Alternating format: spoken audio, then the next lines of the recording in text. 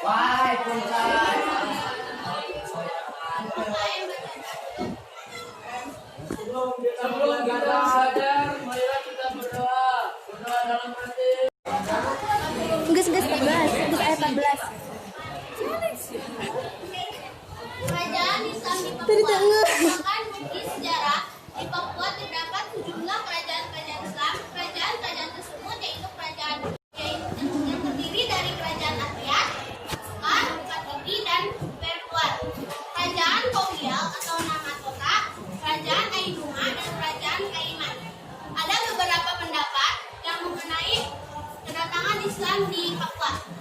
Pada tahun 1360, Islam datang di Papua disebarkan oleh Mubalik asal Aceh, yaitu Abdul Gopar.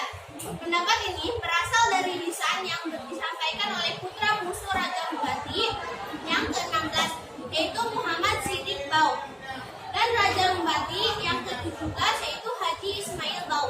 Di Rumbati ini, Abdul Gopar berdakwah selama 14 tahun.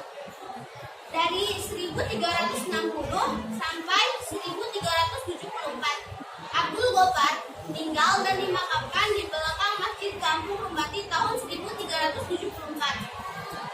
Ada juga pendapat yang menjelaskan bahwa agama Islam pertama kali mulai diperkenalkan di Papua di Jazirah Onin atau Katimun Kampak oleh seorang sufi bernama Syarif Mu'adz Al-Qanan dengan gelar Syekh Jubah Biru dari negeri Arab. Diperkirakan keislaman tersebut terjadi pada pertengahan abad ke-16. Buktinya yaitu dengan adanya Masjid Tunas Gain yang berumur sekitar 400 tahun atau dibangun sekitar tahun 1587. Ada juga pendapat yang mengatakan bahwa Islamisasi di Papua, khususnya di Pakpak, dikembangkan oleh pedagang-pedagang Bugis melalui Banda dan Seram Timur oleh seorang pedagang dari Arab yang bernama Kaweten Asami Budik yang telah lama menetap di Ambon. Proses pengislaman dilakukan dengan cara hitanan. Ada juga pendapat lain mengatakan Islam di Papua berasal dari Bajan. Kesultanan Bajan dan masa pemerintahan Sultan Muhammad Al-Baqir mencanangkan syiar Islam ke seluruh penjuru negeri seperti Sulawesi, Filipina, Kalimantan, Nusa Tenggara, Jawa, dan Papua. Menurut Thomas Arnold, Raja Bajan yang pertama kali masuk Islam adalah Zainal Abidin yang memerintah pada tahun 1521. Pada waktu itu, Bajan telah menguasai suku-suku di Papua dan pulau-pulau di sebelah barat lautnya seperti Pegio, Bisol, Waigama, dan Sulawesi. Selanjutnya, Sultan Bajan meluaskan kekuasaannya sampai ke Semenanjung Onin Pakpak di barat laut Papua pada tahun 1606.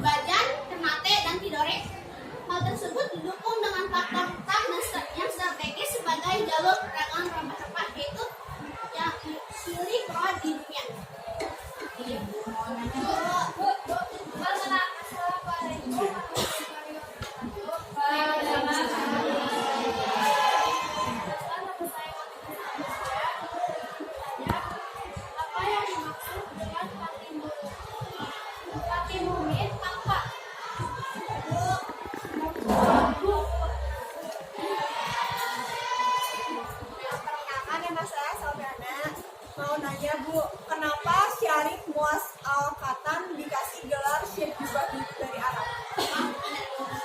Dari Salatiana. Kenapa dia gelar Syekh Jubah dari Arab? Dari apa sih yang ini? Kan dari agama Islam. Jadi dia dapat dengan gelar Syekh Jubah.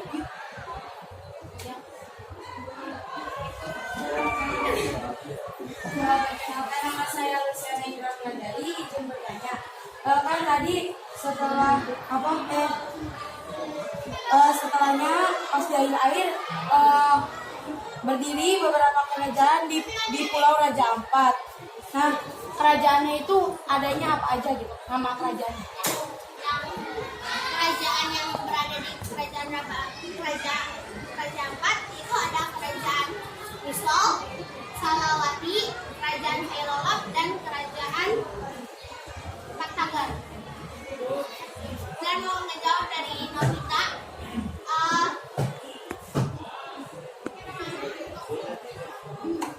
Katimun Pak itu seperti daerah nama ibu kota atau enggak nama ini nama daerah.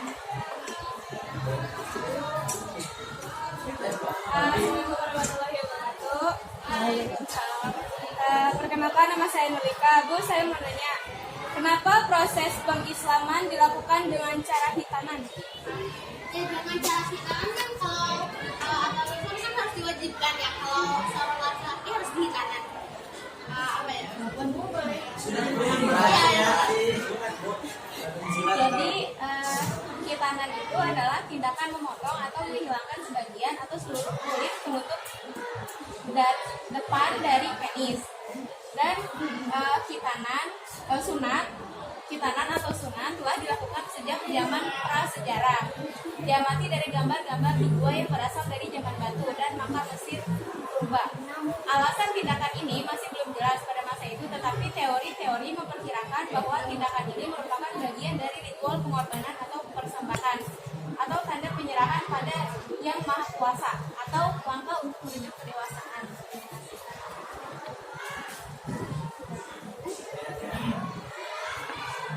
Nah, kan masih ada awalnya, izin bertanya.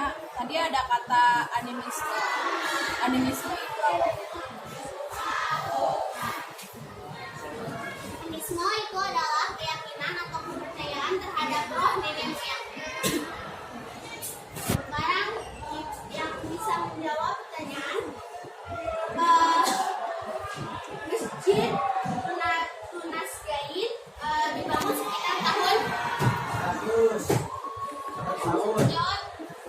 1577.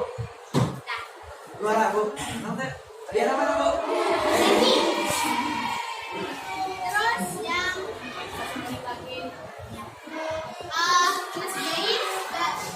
Masjid Tunas Gain berumur sekitar 1577 Bu. ya. Siapa yang bisa menyimpulkan?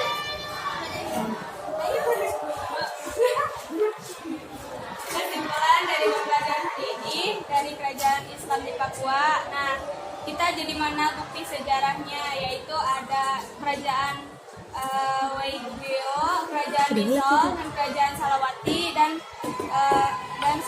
sebagainya. Nah, kan di sini ada beberapa pendapat. Nah, dapat disimpulkan bahwa proses Islamisasi di tanah Papua, terutama di daerah pesisir barat, pada pertengahan abad ke-15 dipengaruhi oleh kerajaan-kerajaan Islam yang ada di Maluku, yaitu di Bacan, Ternate, dan Tidore. Terima kasih.